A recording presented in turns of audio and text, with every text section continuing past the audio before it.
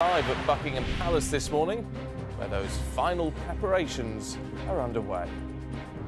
Prince Charles pays a special tribute to the woman he calls Mama.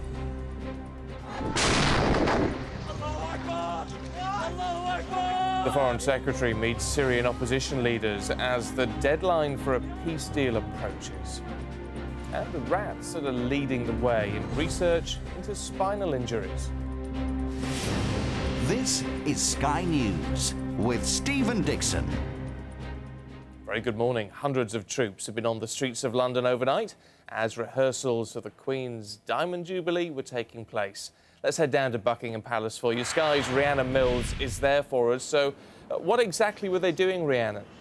Well, as that excitement is building ahead of that busy Diamond Jubilee weekend, I was given a bit of a sneak preview as to the extent of the pomp and pageantry we can expect over the coming days. It was a less glamorous start, though, for the thousands of servicemen and women who were going to be taking part in that procession. On Tuesday, they all gathered at 3:30 this morning at Wellington Barracks, and I was with them. As the rest of London was sleeping, there was no time for any tired eyes. Just final checks for this, a rehearsal planned with polish and military precision.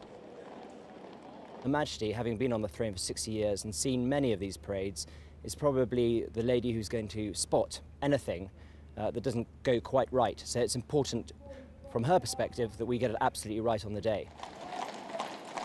With the Sovereign's escort and carriages in place, it's Parliament Square where they'll collect their royal passengers. Unsurprisingly, as Big Ben struck 5 a.m, those regal seats were empty. With this Diamond Jubilee display just days away, nothing is being left to chance. It's a unique event, it's a one-off event, but of course we use practices and procedures that we've used in the past that we know work, and we try to keep it simple, simply because these are active service personnel and they come in to do the ceremonial as a one-off. So we don't need to make it difficult, but we need to make it in the way that we do these things right. More than 1,000 servicemen and women from all three forces lined the route, on foot, on horseback, every manoeuvre perfectly timed.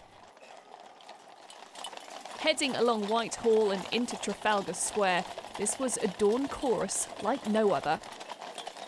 On Tuesday, as they head along the Mall, thousands of spectators are expected to line the route. So it's only right they want to get every tiny detail down to perfection before they're watched by the crowds here, but also by an audience right around the world. There was just time for one final flourish. It was still a little early to wake up the royal household. Now all that's left is to do it all again for real.